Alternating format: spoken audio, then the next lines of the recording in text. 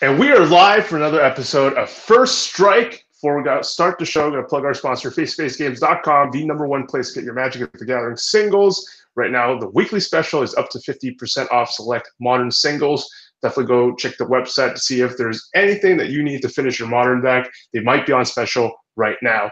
Tonight, special episode, we've got, we're coming on the pre-releases for Ravnica Allegiance, so can't wait to get down to the top 5 with these guys because it was heated. Review like who was best at judging the previous set. But before all of that, we got a very special guest. We got Tarek Patel in the chat, live with us. Second place right now, as it is on the SCG Tour leaderboard. Welcome to the show, Tarek. Hi, thanks for having me. I decided to listen to prep for the show, listen to your appearance on Set EP, but I'm glad to have you on the show because it was mainly a lot of it was focused on your teammates' innovations with Amulet and how he sort of went a different direction from our very frequent guest Edgar and found success. Yeah, for sure. Dom's a brilliant guy, so the fact that he found this unique take was quite interesting. And the main thing, and I tweeted about this that I didn't realize was that you are no longer living in Canada. I think we first sort of met, correct me if I'm wrong, at my second PTQ win in Ottawa, where we played in the top 8.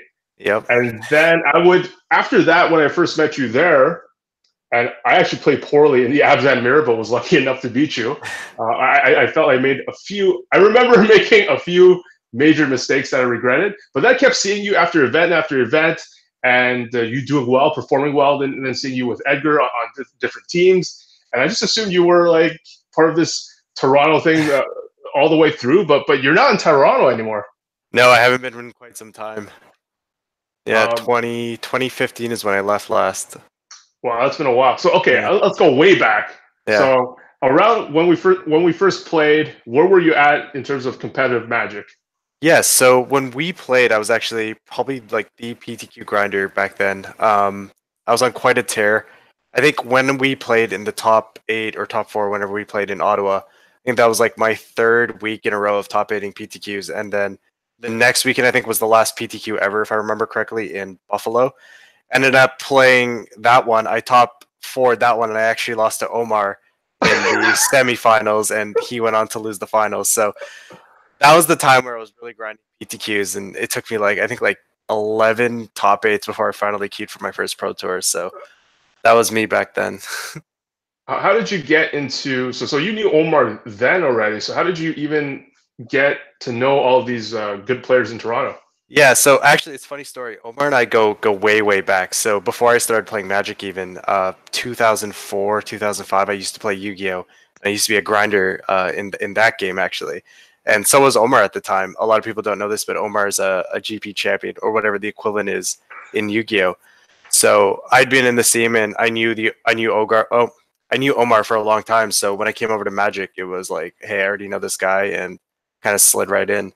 As for the rest of the people, though, I went to Laurier, which is in Waterloo, and at the time Edgar was going to Waterloo, and I think that might be the only person from the crew that you might know, but there was a bunch of us up in Waterloo, and we're all like competitive spirits. We're all college kids, so we were all friends at the time. We used to do like the degenerate 4 a.m. drafts and such. So that's kind of where I started playing Magic and haven't looked back.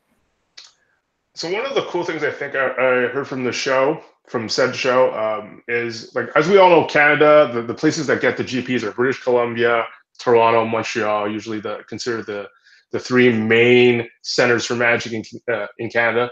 Right. But I feel like in Toronto, I see this tighter knit group, and to be honest, in Montreal, it's always been but Toronto, that's what I want to pick your brain about, because Toronto is really big, but Montreal, I feel also there's different pockets of MTG stores, and that's why there haven't been a strong Montreal team in a while. Like when Hayne was really doing his own thing, and he made the PT, he stopped playing at local stores. John Stern was doing his own thing, but there weren't, you don't hear about like the Lucas Siows, the Morgans, yourself, Edgar, Matthew Dilks. You keep hearing that. You don't, Montreal, like there's no, I can't tell you that many I can name you some up and comers, but I can't tell you that many. And Toronto is also massive though. Yeah, for sure.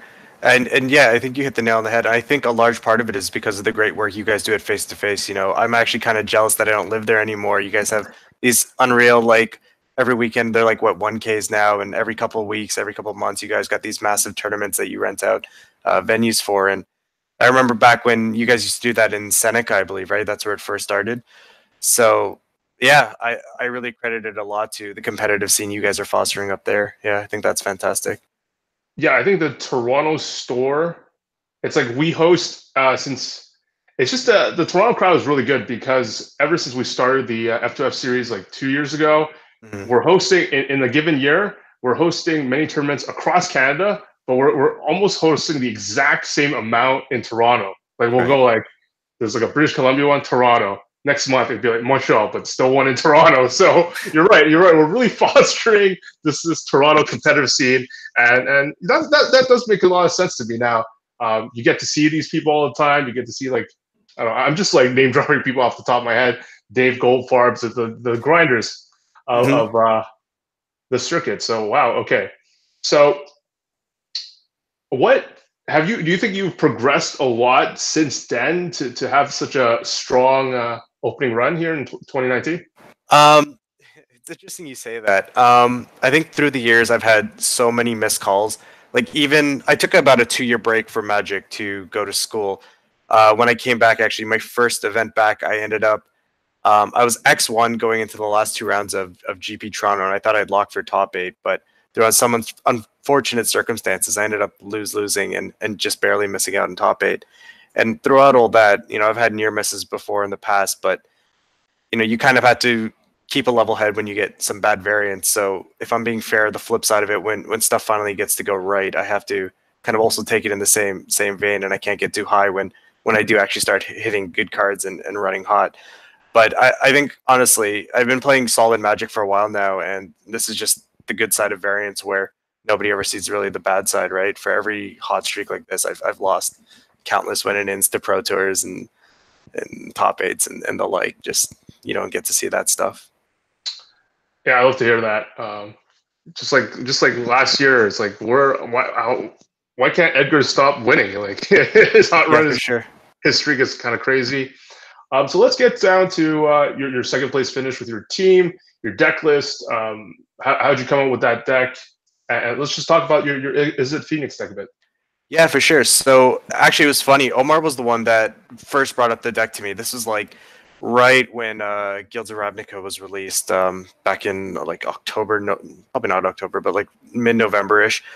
And he's like, "Hey, I think this Arclight Phoenix is really good." And at the time, it was the really rough version with like Bedlam Revelers, charted courses, and such.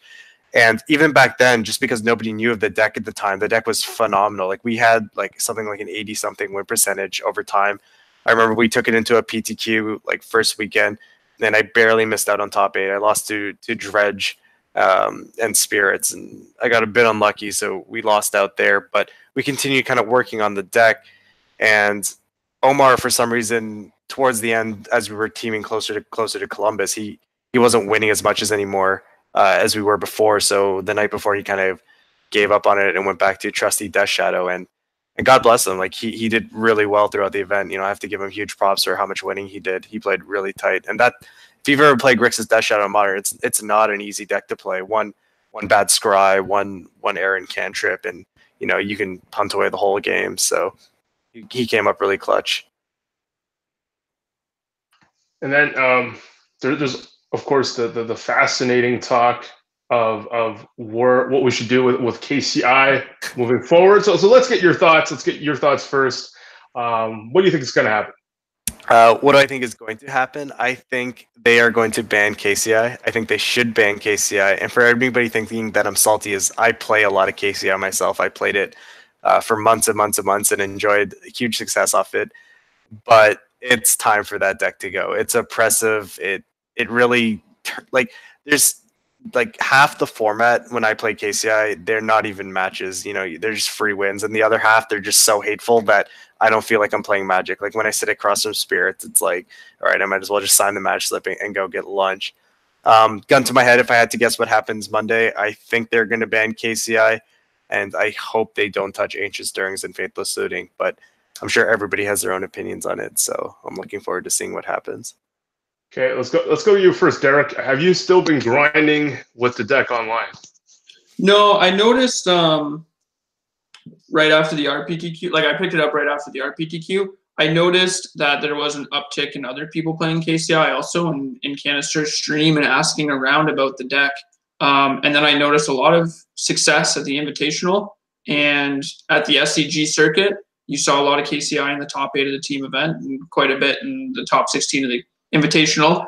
So like there's a lot of hate online, and I was just losing matches that I shouldn't lose because like random things would happen. Like I would get paired against the white-black Eldrazi deck that I'm pretty sure just can't beat a control deck in their lifetime, but just like loses or just like crushes me because every card in their deck does something, or can't beat Burn or can't beat like these other decks, right? And then I would get paired against Phoenix, and they would like Manamorphose on turn 2 and put Sony Silence in play, and I would not have Nature's Claims in my deck. And so it'd just be like, why am I playing this deck if everybody's just going to have 15 cards from me out of their sideboard? So I haven't touched it, and I don't plan on touching it. And I'm very happy I did not purchase the deck because I am in the same camp, and I do think the deck is going to be banned. Don't know if they'll take something else out of the format. I don't know how they decide these things. Like, I really wish there was an article from the DCI or from somebody that said, this is what we do, these are the things we run, these are the numbers we look at, because then it would be like, okay, like, then they should also ban Ancient Stirrings, or they should ban Faithless Looting, or they should ban Mox Opal. Like, there's so many other cards that come up every ban time, and it's like, why are these cards still being talked about, right? Like, where's the line?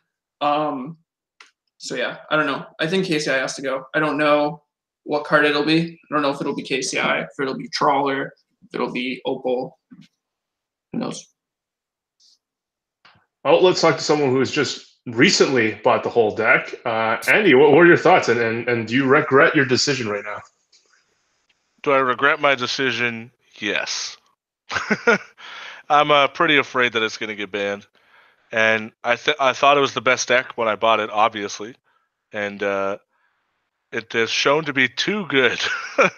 I think Matt Nass has cost me a lot of money. He keeps winning with the deck. But what I'm so afraid of it getting banned because I don't know what I'll play at Toronto. I'll probably end up just playing Is It Phoenix, but that's what everyone's going to be playing. Like, look how well it did last weekend. And then you start wondering, like, when that deck's going to get a hit, because it's a really powerful deck, and it put up insane numbers. And the card Faithless Looting is obviously ridiculous. So that's the thing with Modern, is it's such a crapshoot that I could see KCI not getting banned because it didn't put any copies. I don't think it put any copies in the top 8 last weekend, but I hope it doesn't get banned. I think it's possible it will. I think it's more likely it doesn't than it does, but I think it's the second most likely thing to happen is KCI gets banned. And I think it would be the card KCI, if that matters at all. It just produces a lot of mana. It's the obvious broken thing. Scrap Trawler by itself would not be broken. If there's a Scrap Trawler like value deck with Sai, that's fine. You can let that happen. But like, I think KCI and Sai might still keep something alive without Trawler. Like, that's more possible to be broken than the other stuff. Nothing fair happens with KCI. All right, let's get you in there, Elliot. I think Andy really hit it on the head with that last sentence. With nothing fair happens with KCI. Like, we've had a broken KCI combo deck in the past with eggs. Nobody's ever put KCI in their deck and thought, I'm going to cast my Mirror Superior or whatever, or I'm going to cast my Memnarch ahead of curve. It's just, you're always doing busted things with KCI. I think the only other argument for a card you could ban in the deck is Scrap Trawler, just because, without that, you don't have any of the loops as they stand right now. And maybe you want to let people still play Open the Vault, I think is the second Sunrise that they have access to now. But yeah, KCI, just no one plays that card with good intentions. Do I think it should be banned? Yes. I said that 4 months ago when they had the last ban update, though, so only God knows if WotC's deciding to ban it this time. And as is always the case with Modern, people are going to be clamoring for the top deck to get banned just because it kind of poo-poos on their favorite deck. You know, when we had Grixis Death Shadow putting up major results when that was sort of a new deck, people were saying, oh, you know, it's just too unfair. You have this mixture of Stubborn Denial, Thoughtseize, and a fast clock, and Temur Battle Rage is a combo finish. This deck's unbeatable. We need to get rid of it. People were talking about banning Meddling Mage or some aspect of Humans when that was a dominant deck. And I think, like, no matter what, people are going to be complaining. But to give credit where credit's due, KCI is probably the right deck to be complaining about. Do you think it's just like Merfolk players whining ad nauseum until their deck's playable again? Like, ban everything until Merfolk is playable again. I don't even think if Merfolk was playable, like, people would win with it because they only know how to complain. I think, like, they actually just, like, can't actually play Magic and they just complain, you know? Like, Merfolk could be the best deck in the format and nobody knows because the people playing Merfolk are awful at Magic. I really hope that everybody knows that that was a joke. Yeah. Nikachu doesn't complain. He just like plays it no matter how bad it is in the format. He won a GP though, didn't he? He either won or came second, right? Yeah, I've never top 8'd a GP, so maybe I should start playing Merfolk. And he's top 8 in multiple face-to-face game series in Alberta. So he's been consistent with it. But again, I've tried when he made Tropical Merfolk. I brought it to a PPTQ and instantly regretted my decision. Just felt really underpowered. It's just a deck that he wants to play no matter what, and he comes up with the best version of it all the time. Another thing that was awesome on the show, Tarek, is actually I'm going to reference this interesting conversation on Twitter where Tom Ross goes, hot take, strategically taking the draw is the most unexplored aspect of professional constructed Magic. And then Craig Wesco he says, I've strongly considered running this gambit when a slow, dirty control deck is a deck to beat. Register your deck pre-boarded versus the control deck, then offer the draw round one to get into the draw bracket to face the slow, dirty control deck every round. And then Soundbox, I believe he meant not choosing play, not jumping in the draw bracket. But the fascinating thing about this is like listening to the pod when you're on, you're talking about how you keep track of your motor results, which I know Andy does a lot with spreadsheets as well. And you discovered that in some matches you did better on the draw. So you decided to do that. So that's really interesting. Talk to us about that. Yeah, so like you heard, in certain matchups, specifically Thoughtseize matchups, I was finding my win percentage to actually be slightly higher on the draw than the play with the Is It Phoenix deck. I've had a couple days now, or a couple weeks, I guess, to kind of ponder on why this might be the case. And it's really hard for me to kind of put into words, but the best way I can put it is when you have two decks like Grixis Death Shadow and Phoenix play each other, and their efficient mana curve basically is around 2 and 3 like land drops. Like at 2 and 3 land drops, both decks are firing at full cylinders. When that happens so quickly, the game quickly devolves into who has the extra card to win a key turn. For example, and going first a lot of the time for Phoenix may not even be that advantageous if you're playing the song and dance of trying to keep your opponent healthy or at a high life total. Because I was often finding I put like a Phoenix or two into play and then just saying go. So I kind of had to ask myself, if I'm not doing this quickly, like if I'm not trying to kill him quickly and I have all the mana I need, then this might be why the draw is more advantageous.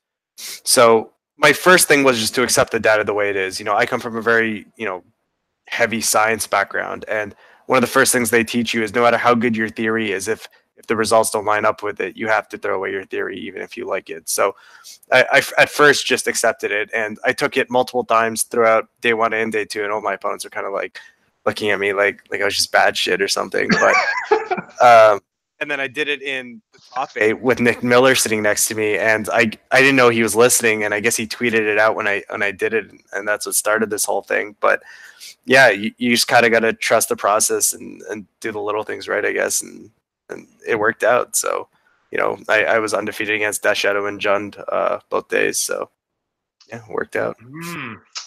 Andy, have you kept track of play draw records yourself? No, I don't have it in me. Don't have it in me to keep track of that diligent amount of data. every time I like set it up in my spreadsheet, I'm like, I'm gonna do this. I'm gonna keep track of play, draw, and then I play 3 matches, and I go, no, thank you. It is tedious, yeah. You know, I think Mort does it for you. Yeah, Yeah, I think it Mort does. is the Magic Online replay tool. It's created by a streamer named Pyrocore, and it keeps track of absolutely everything that it can scrape from a Moto replay. So it'll tell you absolutely everything about a game. It'll tell you your match win percent up in every matchup, including your game win percent on play draw, your hand size, your expected game turn ending. You know, if you're playing an aggressive deck, it'll tell you how many of your games end on turn 4. Yeah. Mort is great. During the Wow. summer, I played a lot of Hollow One on Moto, just doing a ton of grinding. And I noticed as well there were a few matchups where definitely being on the draw was correct. And it's super interesting. And it's really cool when it's because it creates a really interesting dynamic, which I think is going to pop up more in limited than it is in constructed. But it's one of those things that you need a lot of data for, where if there's a matchup where if I'm the player, I decide that I want to be on the draw, all of a sudden that means my opponent wants to be on the draw. So now both of us kind of want to lose the die roll, or both of us want to be selecting to be on the draw. And it's really interesting. And I think it's something that is definitely underexplored. Tarek, going undefeated against Thoughtseize decks is sort of a testament to how powerful it is. But it is something that you definitely need the data to back up the theory, because it can be pretty embarrassing if you're wrong. The last time somebody put me on the draw was the Boros Angels mirror, where I killed them on turn 5. So if you don't know the matchup, you should probably pick the play, and without some specific evidence, pick the play. But look for the evidence. It was actually funny. This happened to me in Standard, I think 2 months ago. I posted a couple hands to Twitter and said that I kept them on the fact that I was playing against blue-black mid-range control in Standard, and they have the 2-mana Thoughtseize that surveils. People are like, why are you keeping these hands? And I'm like, you just need raw card advantage against them, because all of their cards don't actually do anything except for try to 2-for-1 you the entire time. And so if you can just like stick threats and kill them before you just get 2-for-1 out of the game, like that's how you win. It doesn't actually matter what their cards do, because they don't actually kill you. What happens is you just run out of resources and an Eldest Reborn goes off and you can't win. And Canister suggested to me, well, I think you should be mulliganing these hands, but you should also maybe be considering playing on the draw more if you just want raw resources. Because in that sense, like if the extra land matters or the extra card matters, then it doesn't matter if your opponent's Thoughtseizing you on turn 2 on the play or Thoughtseizing you turn 1 on the play, because you get that extra card. And I thought about that, and I didn't actually go through and test the matchup anymore, but I thought that was really interesting and was like really interested to hear that, because nobody had ever said that or brought that up to me before, specifically in Standard, right, where there's a lot of aggro decks and there's a lot of sort of mid-range card advantage decks. But yeah, I really like that you did that, and it's super interesting. Well, thank you. Man, Elliot, at some point, wouldn't you like really want to? I guess if you had this information, this data, like, wouldn't you want to like scout all your potential opponents a lot more? Yeah, I guess if you have a small enough field, it's probably more of a game 2 and game 3 type strategy, especially because those tend to be the games that slow down, where being on the draw is more beneficial. But I don't know if scouting is actually a real strategy outside of smaller local events. And yeah, I was just about to say, like, I think scouting is the biggest waste of resource in competitive Magic today. That like actually putting time and effort to try to scout is just I don't know, just work on a sideboard in between rounds or something. Like, why are you scouting? Hey, it used to put a lot of effort. They had like on the PT Google Drive. I know KYT. I know about some PT Google Drives. When we went to PT 25, there was a lot of effort put in to scouting, and I was like, listen, I don't care. I don't want to sound offensive or anything. I just think this is useless. And anyways, sorry, I didn't mean to derail the conversation, but I hate scouting. Maybe a downside we haven't mentioned is that if you choose to play on the draw, you're going to have to contend with the inevitable joke about manaless dredge. So it might just not be worth it on that merit alone. Tarek, all of this makes me think about your constructive prowess, but how comfortable are you in limited? Like Limited, especially week one limited, is actually one of my favorite formats in Magic. I like to say I learned how to play Magic through Cube and drafts, so I'm very comfortable with limited. Being creative, I think, is one of my strong points, especially in Magic. So GP Montreal, actually, I started off X1 day one, and then I 2-1 my second pod. So I was going into my last pod, X and 2. And funnily enough, you guys have all drafted Guilds of Ravnica now for a couple of months. So you guys are all familiar with the 5-color guild pile deck that can be assembled and how it's quite powerful when it comes together, right? So this was week one of Guilds of Ravnica Limited, and I'd played like 1 or 2 drafts online, and I was kind of like toying with this idea, and it never really came together for me. So I sat down for my last pod draft, sitting at X2, knowing that if I 3-0 this pod, there's a very good chance I top 8. And I remember I opened up the red-white rare, the 1/1 double strike. That's absolutely fantastic in the Boros Mentor deck. And I sat there and I said to myself, I can take Boros and force it just like I did in my first draft, and it'll probably be a 2-1 deck. And if I get kind of lucky, I can 3-0. And I think in that pack, there was a black removal spell, and I noticed the guild summit as well that I was almost certain would wheel if I passed it. So I kind of said to myself, it's week one. I don't think anybody else will know how to draft this deck. I've been playing with it. Let's see where this goes. And I still have the deck together because KYT, I'll tell you now, I 0-3'd that draft. It did not go well at all. But that deck, in my opinion, like I still have it on me to this day, and I thought it was fantastic. It ended up a 5-color pile with perfect mana. I ended up getting 2 guild summits. I had like a deafening Clarion, 2 of the 2 mana fixers, and the whole works. So the deck actually came together for me. It just didn't perform well. I think I got a bit unlucky to 0-3 that draft, but it was one of those, I really regretted it after going 0-3. But looking back on it retrospectively, I was like, yeah, this is a thing that you could do in this format, and it could have probably paid off in another world, but it didn't. So to answer your question, I really like limited. It's probably my most favorite format, especially when it's unexplored and new. So to segue, actually, I'm no longer going to GP Jersey. I've kind of committed to the SCG grind, yeah, because of how wild the last 2 weeks have been. So I'm trying to decide right now if I should bite the bullet on a $250 flight, or if I should take a day off work and drive 10 hours with the people driving down. But it really kills me that I'm not going to a local GP that's 15 minutes from where I currently live in my favorite format ever. So, it hurts, but yeah. I think you're probably making the smartest play, given that you're in second place. Limited for me the first week. I'm the absolute worst. It's just can't evaluate cards. I'll always have to I'll crush everyone, but that's because I relied over the years on LSV's limited guide, and then right. That stomping noobs at pre-release doesn't mean anything. But if you did give me a guide, I'd be really bad. Back to the play draw thing. What about limited? How do you? I mean, this question to the rest of the guys: how do you accumulate enough data to know what's right and wrong in that sense? And it also depends on the type of pool that you open, right? So, do you put much thought into that? Me personally, Dominaria I thought was a draw format. In fact, multiple GPs I played in it, I was playing on the draw.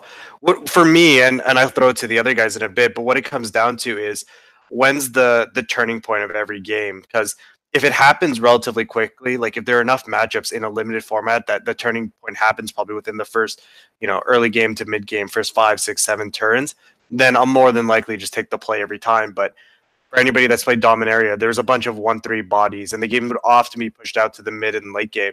So when you have turning points of games or crucial turns taking place further along, like turn 7, 8, I think the extra card is invaluable, especially when Magic has such a ebb and flow of when you get your spells versus when you kind of flood out, that being on the draw can really mitigate this. But I'm interested to see what everybody else's opinion is on this.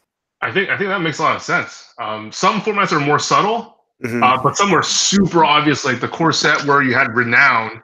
It's like Yeah. really obvious that you should go on to play, or else you're gonna get crushed. Right. The time once they connect with like the 2/2 Renown white guy. Derek, did you want to chime in? Yeah, I was exclusively the opposite. I never wanted to be on the draw in that format. Could have a lot more to do with my my play style when it comes to limited, but I feel like they're as much as there are a lot of 1/3s, there are also a lot of 3/2s or 3/1s or combat tricks that you could abuse. And if I find the best way, well, not the best way, one of the better ways to get card advantage is to punish your opponent for playing a slower, greedier deck. So you put them on the back foot before they can optimize their good cards. Like, for example, I think the Eldest Reborn is very powerful, but if you have a bunch of 1/1 tokens in play and your opponent plays Eldest Reborn on turn 5, they're dead.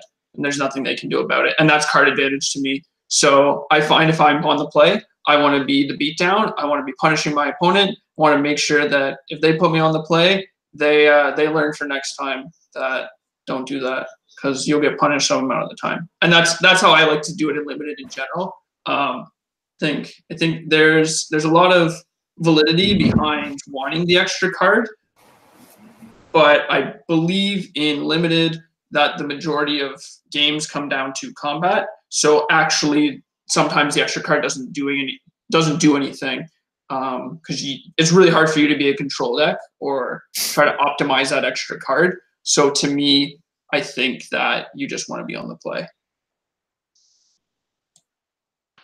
I don't know if the other guys played enough of that limited format to chime in. I played a lot of that limited format. What's your take? What's your take, Andy?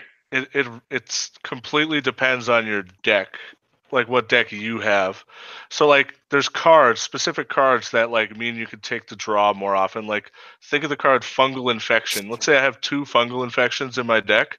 I think taking the draw is totally reasonable because the odds that I will not get run over are much higher, and the extra card could matter, especially in a lot of the Fungal Infection decks if you end up being like a controlling deck with Fungal Chicken, like the black-red, like all removal and the kicker guys, or if you ended up being like the whatever you call them, the sprouts things, what are they called?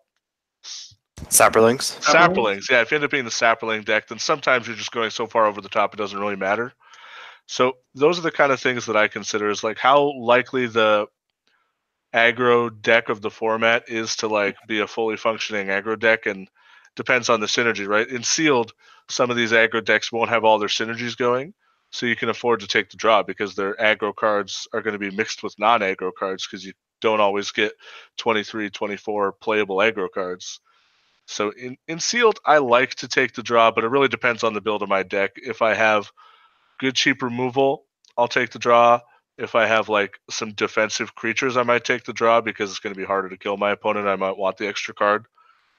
And it just depends on if there's like a keyword or ability in the format that leads to the people snowballing more, like some pump spells, the Bloodthirst, the Renowned, or maybe there's the creatures that Bloodthirst, not blood or whatever, the ones like Gore Clan Rampage or whatever. So that kind of stuff that leads to being on the draw being like really bad. So it depends. I just like I don't even think you need to be aggro in that format. Like this is why I think you should just always be on the play and limited. When I played the team PTQ in DC with Gabe Sang and David Rude, I had Helm of whatever, copy a creature. I had what's the 5-mana 3/3 when a land ETBs, draw a card, gain a life, and yeah, and I had 2 Land Worlds, and I always wanted to be on the play because I just wanted to get my threats into play first. I wanted to make sure that my opponent had to kill my threats before they could deploy their threats and beat me, even if they cost 5 mana. And I don't even think the extra card mattered. Like if I had Tatiova in the play, you have to kill that before you win the game. Or if I have Slimefoot in play, you have to kill that before you win the game, right? So to me, like the extra card doesn't matter if you just like put a threat into play first. So like you don't even need to be an aggro deck. It works really well with aggro decks, but I think like just putting cards into play or having board advantage and limited is a lot more important than having like card advantage.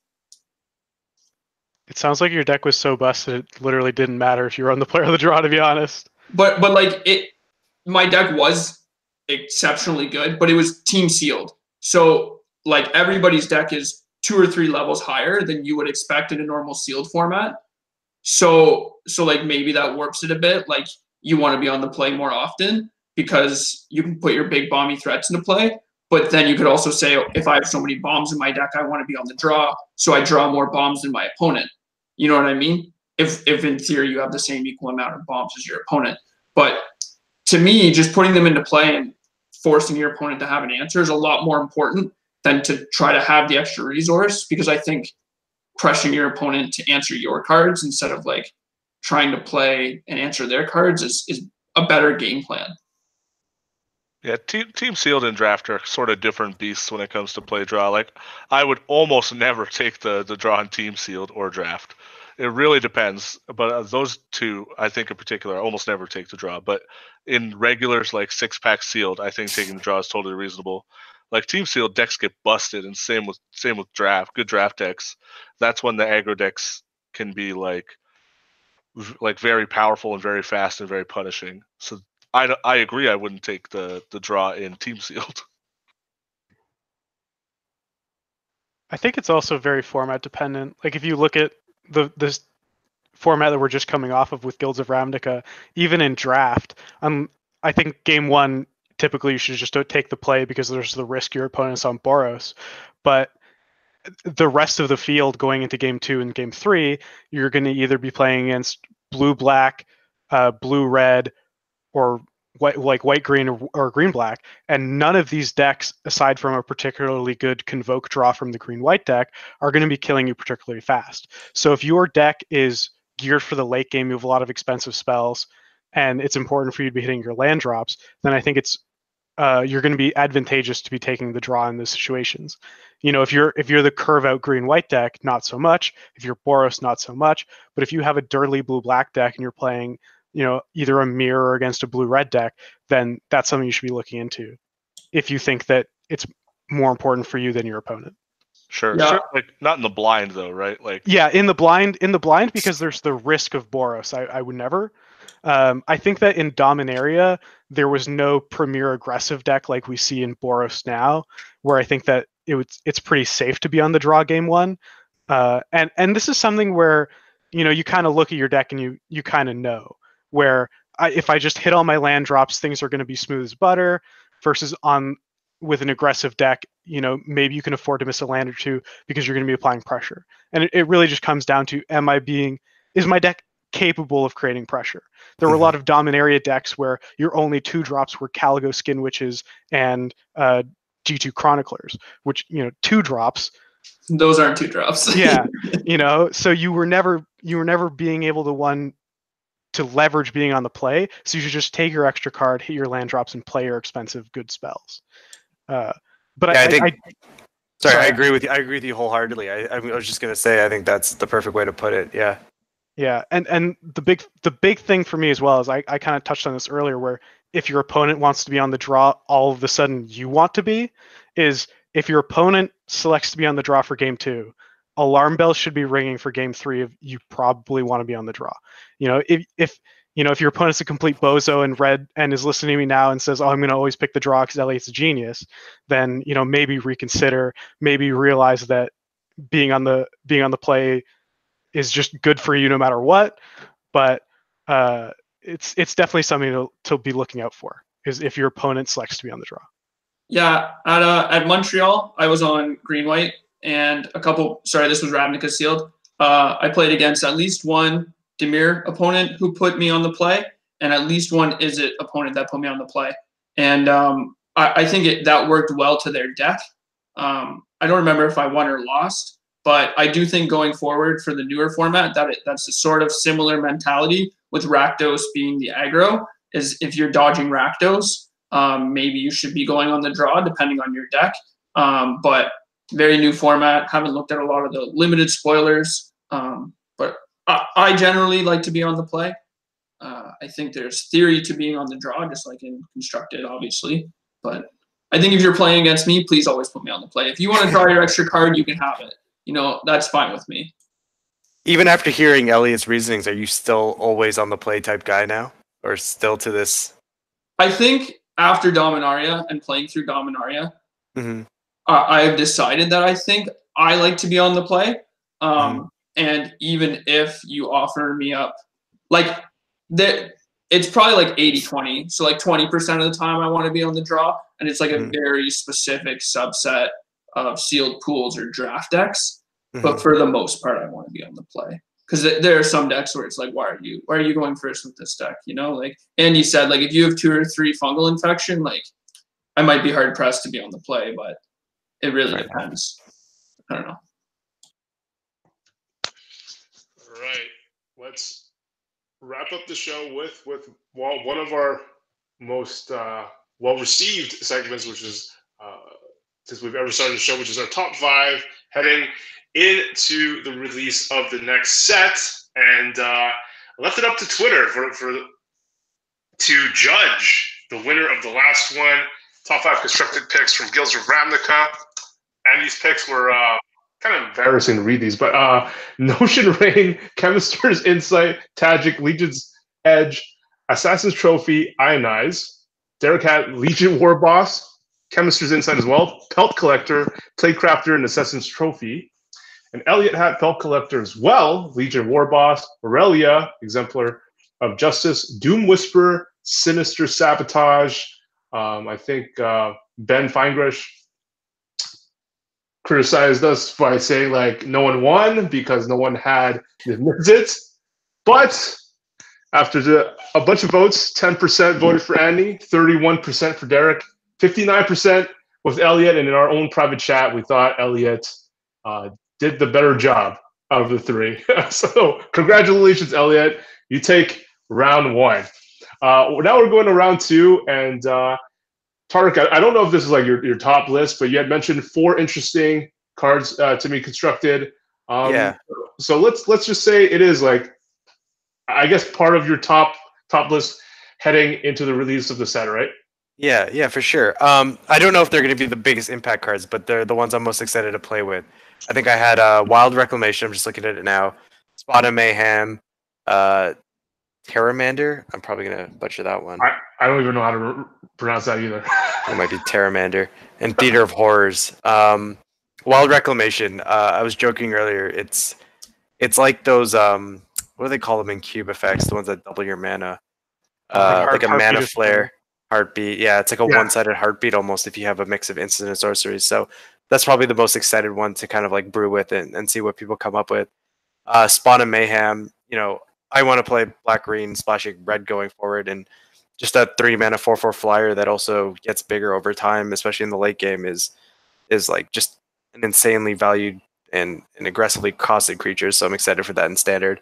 Terramander is more for legacy or modern, perhaps. 1 mana, was it Adept 3 or 4?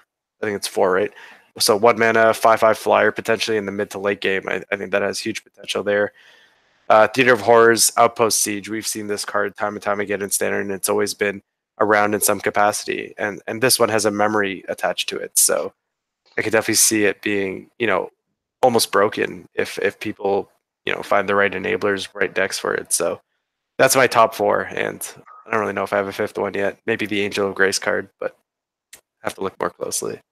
Okay, sweet. So now let's take it away. Let's have the defending champ, Elliot, reveal your exciting top 5. Show these boys how it's done. Okay, I'm gonna start my list with a spoiler of Wilderness Reclamation. Sorry, is not on my list.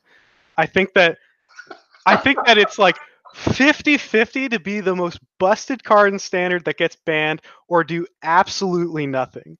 Patrick Chapin tweeted, "I look forward to post-ban standard." I can only assume he's referring to Wilderness Reclamation, but I don't have the cojones to put it on my list. So for the actual top 5, my top 5, my number 1 card is Rhythm of the Wild. I talked about it last week real quickly. Well, Rhythm of the Wild is 1 red-green for an enchantment that says creature spells you control can't be countered, and non-token creatures you have Riot. I think this is just going to put these green-red decks that have been sort of on the fringe of Standard over the top. They're getting so many good new cards with the Gruul. Riot is a mechanic that has been very carefully balanced by the play design team on the cards that have it. You look at Ravager Worm, which is a 4/5 for 6 mana that can either fight that does fight something when it enters the battlefield, and has Riot. And if you look at the format, being a 5/6, being a 4/6, that's a huge difference. All of a sudden, your Ravager Worm is killing things like Lyra Dawnbringers, or even opposing Ravager Worms, and having haste if you have Rhythm of the Wild in play. So all these cards that are specifically designed around giving you a choice that's supposed to matter, all of a sudden they're just the stones with Rhythm of the Wild, and it stacks, and it has other synergies with things like the 2/2 that tutors up additional copies when it has counters on it. This might even be the coming into of Pelt Collector, a card that was on my list last time but didn't quite make it. If you can have a green-red aggressive deck who says you can't play Pelt Collector, I'm a genius. The deck You're just ahead of your time. Yeah. My second card is Rixmati Reveler. I'm not quite as hyped about this one, but Tarek mentioned the Theater of Horrors, I think is what it's called, the enchantment. Rixmati Reveler is a card that's in a similar vein, where it's going to allow these base red or black-red aggressive decks to just have access to more cards. Even without paying the Spectacle cost, it's 1 and a red for a 2/2 that rummages when it enters the battlefield. With Spectacle, it's 2 black-red, and you Bedlam Reveler when it enters the battlefield. So if you have a deck that has something like a Rixmati Reveler in it, that has a couple Theater of Horrors, all of a sudden, maybe you're not playing Experimental Frenzy, a pretty dominant red card that we've seen now, but you're lowering the curve of your deck. You have a way to rummage, you have a way to recuperate cards in the late game. You can afford to trim on lands. You can be playing an 18-19 land mono red deck or red splash black deck, maybe even playing black just for Rixmati Reveler. And so just being able to have more cards that matter and keep more Spectacle hands, keep more 7-card hands with these mono red decks, I think is going to be really big. It's unfortunate maybe that it's not a wizard, maybe well designed. Maybe if it was a wizard, it would be too good. But I think that these mono red decks moving forward with this is a 2-drop, I think are going to be very powerful, especially early in the format. Dismissive Pyromancer is a card we've seen a little bit of that rummages. You have to tap and pay mana to rummage with it, which was, already being played in some of the big red decks. I think Rixmati Reveler is going to bring that power to the more aggressive decks as well. My third card, Gutterbones. Again, Tarek mentioned the Mythic Spawn of Mayhem, but Gutterbones is just like a dual threat. I'm hedging my bets with this one. I think it's very powerful for a mono black deck. The mono black deck now has access to, I think, 16 1-drops that can attack for 2 effectively. As well as Gutterbones, it's 1 mana for a 2/1 that you can pay 1 into black to bring it back to your hand if you've dealt damage with Spectacle. So if you have these Aristocrat style decks, which we've seen cropping up, we saw the spoiler, the pre-release event yesterday on Magic Arena. It's just a constant recurring threat and something you recur and keep sacrificing for value in these decks. And I think the fact that it has, these 2 alleyways where maybe in the next set, which I believe is also Ravnica, maybe we get another Aristocrat or some sort of sacrifice outlet, or even going forward, we even have Priest of Forgotten Gods now, which is a very potent sacrifice outlet. I think that between the mono black aggro deck having 16 1-drops and these Aristocrat style decks, I think Gutterbones is a definite, it's a buy. Magic Finance, get your Gutterbones now before it's busted in Standard. Moving on, I have Hydroid Crassus on my list. This is a card I've personally already pre-ordered. I paid 10 Canadian dollars for my Hydroid Crassuses. I'm going to get them day one. It's X, blue, green. Cast. Draw half of X cards. Gain half of X life, rounded down. And it's an XX creature with flying and trample. This card would be absolutely bananas. We'd be seeing everybody. They could not stop talking about this card if it was 4 blue-green for a 4/4 that said draw 2, gain 2. The fact that it's that and so much more because you can spend 10 mana, 12 mana, it's insane. You can draw so many cards, and the payoff is just having lands in your deck. That's the cost. It can fill anywhere in the curve. Maybe you play 4 mana for it, and it's a 2/2 that draws a card. That's not great. But in the late game, it's so unbelievable, and it has flying and trample. This is like 2 keywords. I think the last time we saw them on like a super relevant card was Doom Whisperer, which I highly rated because of that. Before that, the last one I'm thinking of is Dragon Lord Atarka. Dragon Lord Atarka, basically unblockable. Your Hydroid Karass is unblockable. Great with Rhythm of the Wild, because you have a huge fireball creature with haste. It's stringing together. You play them both. Teamer. There we go. And the last one, I'm less excited about this one because I care mainly about Standard. But Prime Speaker Vannifar, I think, has a real chance of making it in Modern. Birthing Pod, banned for a reason. But Prime Speaker Vannifar just kind of shoehorns into similar decks.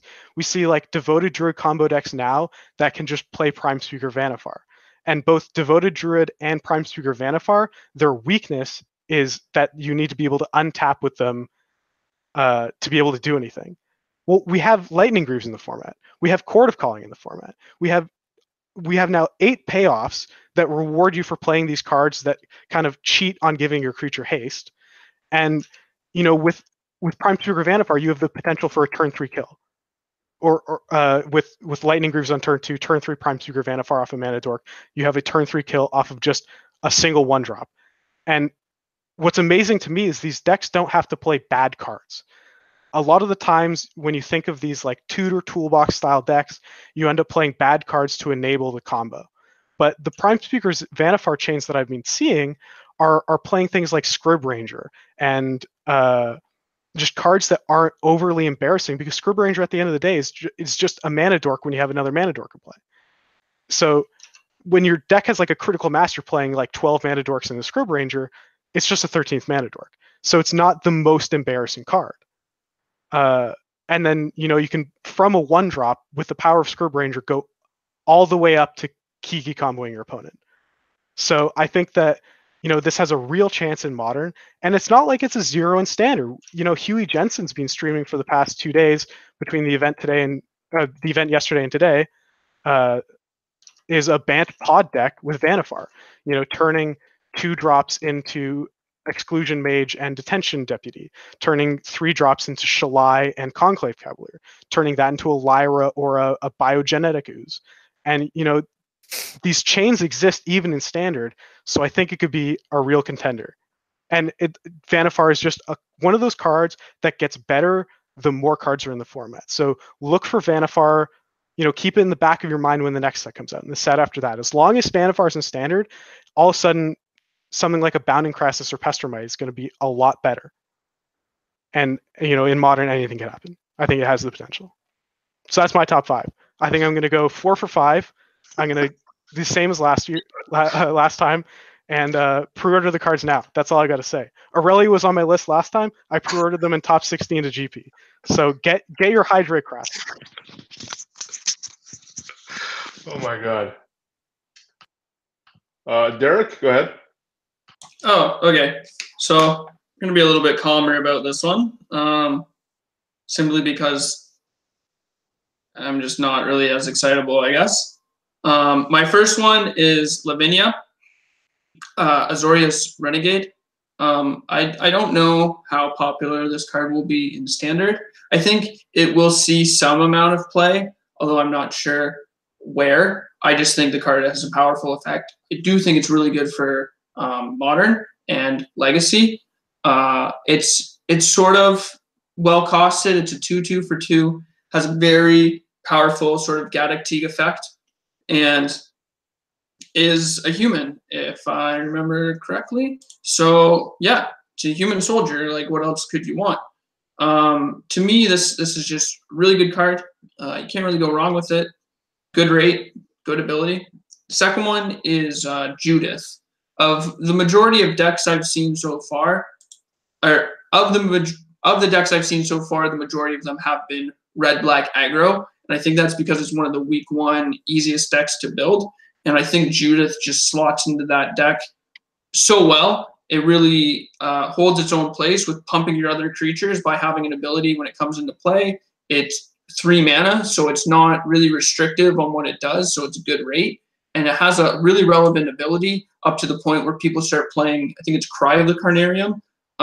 So you start punishing people for playing Deafening Clarion or Spot Removal.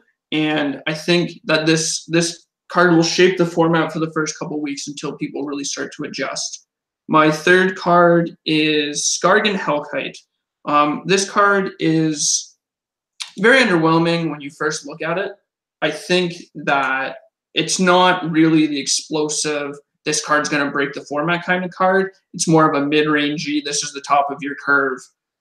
This is a card you want in certain spots because it plays 2 roles. It plays the beatdown and it plays the control. So you basically get to choose how you want this card to affect the game state. So sometimes it's going to be wrathing your opponent's board, and then other times it's going to be haste killing your opponent after they've wrathed you, or it's going to be presenting a lethal threat in the air. So I think that card's really good. My fourth is Rix Matty Reveler.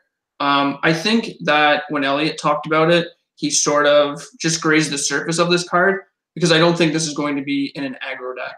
I think this is going to belong in a mid-range deck along with Theater of Horrors. I don't think Theater of Horrors goes in an aggro deck. I think the reason Theater of Horrors goes in more of a mid-range controlling deck is because you get to cast the cards later and you can still play the cards in your hand. So it enables you to play more removal spells, enables you to play more sort of reactive spells, and at any point in the game, you can also play whatever cards are underneath it. Plus, it works as a kill condition. So to me, you don't want 18, 19 lands. You want 23 or 24, so you can activate this and you can use the cards underneath. And so it goes to the late game. So I think Rix Matty Reveler, is the card I'm talking about. And I think it works really well with Theater of Horrors because it allows you to sort of dump your hand and turn on this Rix Matty Reveler. I also think that Rix Matty Reveler works very well in a lot of different shells, not just the aggro shell, which is why I'm very happy about it. And my fifth card is Angel of Grace. I think this card is going to put a lot of sort of mid-range white decks from just fine to good because you're not going to be able to kill them. You think that, like, one of the ways that aggro decks are very powerful early in the format is they gain virtual card advantage. Yes, virtual card advantage from killing their opponent before their opponent can play their flashy spells. If you flash in an Angel of Grace and your opponent doesn't kill you on the spot, you get to gain 10 life later. All of a sudden, you're back in it, and it's like turn 7 or 8, and your cards are doing a lot more things than your opponent's aggro cards are because that's just the way, like, you pay more mana for cards, they do more things. Your aggro opponents have worse cards than you later in the game. So Angel of Grace really pushes you from mid to late game and allows you to abuse it. And so I find that Angel of Grace will be another really good card for this format. And can't believe more people aren't talking about it. I think it's very, very good. Like, it's a 5/4 for 5 with flash, and you don't die when you cast it. And this is what I dream about. Like, it's probably not as good as Avacyn, but it's close.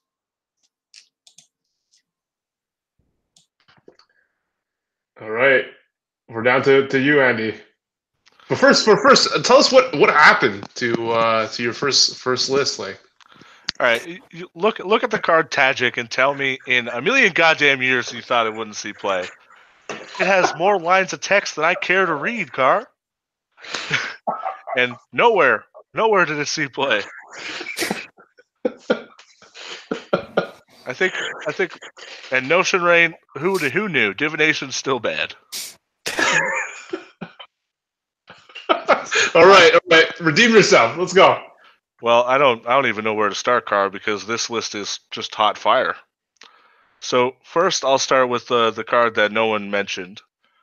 Well, they mentioned it, but it's not on their list for some reason. It's Priest of Forgotten Gods. So it's 1 and a black for a 1/2. Tap it, sacrifice 2 other creatures. Any number of target players each lose 2 life, sack a creature. You add black, black, and draw a card. So when I first read this card, I didn't even realize it edicted my opponent, and I still thought it was playable. My opponent's creatures were just dying one after another, and I thought I was just judicing them down at some obscene rate, but no, they kept sacking them. So this card, it could enable some pretty busted stuff, and it's like one of the only free sacrifice outlets. So if there's a lot of decks that want to sacrifice their creatures, which Judith and other stuff will kind of encourage you to do, it will be very powerful in those decks. Like, it has a high ceiling, and it does have sort of a low floor. Like, it could end up being bad because it just dies to everything, doesn't protect itself, and you have to sack 2 of your other goddamn cards. But I still think it's gonna be a good card. Second is Wilderness Reclamation. I could not believe when this card got spoiled. I remember feeling like Teferi was unfair when I got to untap with the enchantment on the land. I was like, oh baby, 3 extra mana on the house. And then I thought, what happens in the late game when I have 14 extra mana? And what if I play 2 of them and then I have 28 extra mana? If you're playing at instant speed and you can function well playing at instant speed, this is going to be one of the most broken cards ever. This has one of the highest ceilings of any card I've seen in Standard before I've seen it be played. And arguing that the ceiling is not that high would be outrageous. Like, obviously it could fall flat and there's not enough stuff around it, but if this card's good, you're going to immediately whine and piss and moan to get it banned for like the next 6 months straight as I take every turn of the game. Next is the card that makes this card playable, Growth Spiral. So we've seen last time Explore was in Standard, it was very widely played. It was played in a lot of Valakut strategies. It was played in a lot of Jace the Mind Sculptor strategies, and it was one of the best cards in those decks. And now it's an instant. I can't get over how incredibly powerful that is to have it. Like, to pass the turn, you could have a counterspell, you could have a shock, you could have a lightning strike, and instead you get to cycle and play an extra land. And it's just any land. It's not even like I'm just so impressed whenever you get to put in a shock land. It feels so goddamn good. So, and the next card is Growth Chamber Guardian. So it's a 2-mana 2/2 with 2 and a green, adapt 2. Whenever 1 or more +1/+1 counters is put on this card, you may search your library for another one.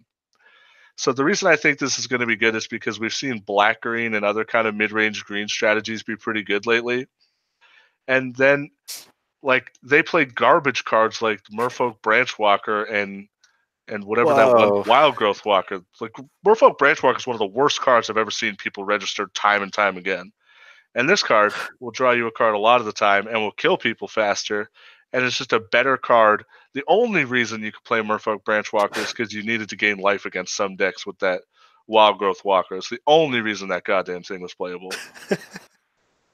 And last but not least is just probably one of the most obvious cards is Judith the Scourge Diva, the best name to ever come out of showbiz. And this card would be good if it didn't say other creatures you control get +1/+0. This card would still be pretty good. And the fact that it does say all your creatures get +1/+0 makes nothing. It makes no sense to me how you're allowed to attack for this much damage, and they are going to take damage no matter what. Why is Blood Artist stapled onto this Anthem effect? It's outrageous to me. And the fact that all your extra ones just get to be Forked Bolts for 3 mana just mitigates all of the negative things that happen with playing like a legendary creature in your aggro deck. You get to cash it in later.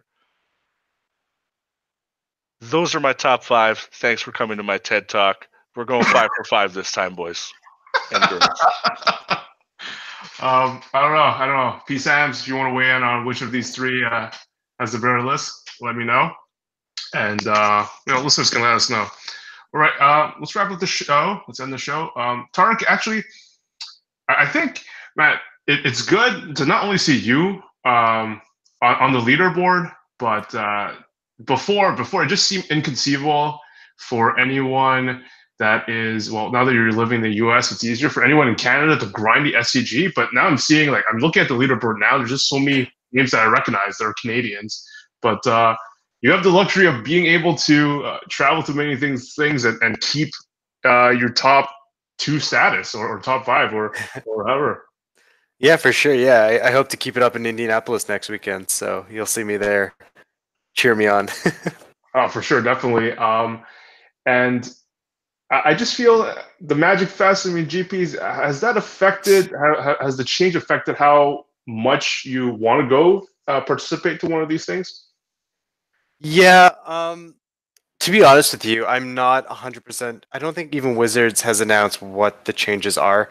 So for me as a player, it's kind of made it a little bit more less enticing to go to these GPs now that, you know, I don't know really what I'm getting besides like just a Pro Tour appearance or and let's be honest, GPs aren't the most well-run events, but SCGs, they're a little bit more laid back. They're always running on time. The exposure is great. SCG has a lot of things going for it. With the advent of the reintroduction of the Players Championship, now you have this like extra thing that you can get towards. So I think Wizards is kind of dropping the ball, and I think SCG is. I know this is a topic for another day, but I think SCG is really picking up what Wizards is putting down and creating all these new incentives. And it's not just me that feels this way. I know a bunch of people on the tour themselves have noticed, more and more GP people coming out to SCGs now. So, yeah, to answer your question, I think GPs or Magic Fest, as they're now called, are definitely a little bit less enticing than they used to be. Yeah. Yeah, and like the exposure's got to be awesome, whether it's just the SCG Live itself or just having Cedric Phillips, who has a lot of clout in the MGG community, invite you to a show or have Nick Miller get you on an interview on the stream or whatever. So it's actually really, really, really sweet to see. But unless I'm wrong, you're still not on Twitter yet, right? I just made a Twitter. I'm gonna be a clout one day, but not today. I'm slowly making my way up there. Yeah, I have to like add a profile picture and stuff like that. But we'll get around to it. Yeah. All right. What's the handle? What's the name? What's the username? I believe it's Tarek Patel. So my name and then the number 10 at twitter.com or however this works. But all right, Tarek. Thank you so much for coming on the show. Really appreciate your time and good luck. Yeah, for sure. Thank you so much for having me. Yeah, this has been a blast. So I'll see you guys in the future. All right. I will hope to invite you back just as often as I invite Edgar. See you next time. All right. Take care, guys. All right. That was Tarek Patel, second place on SCG Tour leaderboard. Not much to really else talk about. Before I forget, support our show on patreon.com/first strike. And the card that it was cool to see all four of you. I didn't give them the task of coming up with a top five, but to have many different cards. So once again, it will be pretty obvious who the winner will be in a couple of months. Nothing major has happened except for Wednesday, where a bunch of people had these fully stocked MTG Arena account. We had one of my best friends, Alexander Hain, stream, come out. He hasn't done a lot of content that often, but with the MPL, with the streamer contract, that's forced a lot of people that may not necessarily be streaming regularly get some that exposure. It was good to see that. It was interesting though to see 20, 30, 40 channels at the same time and everyone having just a small pocket of viewers. And then there's some at the top with a lot. Excited to see what happens with that and moving forward. And now that I think that's about it for now, and hope everyone enjoys their pre-releases. Any last words from any of you guys? No. I haven't calmed down from talking about the spoilers, so I have nothing to say. The Magic Online recently updated their format points. So if you've been grinding anything other than standard on Moto, you should have format points now, and those queue you for mocks. So pay attention to that. I don't know if they made a big announcement. I just randomly logged in. I think it was yesterday and noticed. So you should do that. I think that's all I have to say. Okay, and if some of you, a reminder, some people don't know. Some people just don't realize when the pre-releases are. But they're this weekend. Some are grinding or playing the midnight one tomorrow night. I haven't done those in ages because I definitely regretted the Saturday morning. But definitely a fun time if people are willing to go with you. And yeah, for Annie, Derek, Elliot, myself, really can't wait till till we know the results of this to see how Elliot does if he gets to defend his title. I mean, that was just so fire. You just like, man, you're just hyped and getting people to buy cards. Actually, oh yeah, I remember one thing I forgot to mention. Jonathan Final Nub told us he had to travel to, I believe, Asia, I believe China, for business reasons, and we'll be missing him. But one card that he was excited about, and then I saw one of our other First Strike, let's say staff, Alex Bianchi, talk about was the red card. Where is it? Electro Dominance, and how Final Nub is looking to break that in many different formats. And I saw Alex was excited. He at Gemini posted something on his Twitter. But this card didn't make any of your lists. Was it close? Was it garbage, Elliot? Any word on that before we go? Electro Dominance requires you to have another spell in your hand for it to do anything, which is kind of not good in Modern. You know, you have to play it's not just you have to have another spell, but you have to have another spell for it to be really powerful where that spell doesn't do anything else. You know, it's good when you can pair it with like Restore Balance and I think Wheel of Fate or Living End. And these cards just do absolutely nothing in your hand other than when you have Electro Dominance. And I think it's not going to shake out. Not going to shake out. Okay. All right. Good evening. Good night, guys. See you next time. Make sure to like, subscribe to our show on your favorite podcast app, and we'll see you next time. Bye, guys.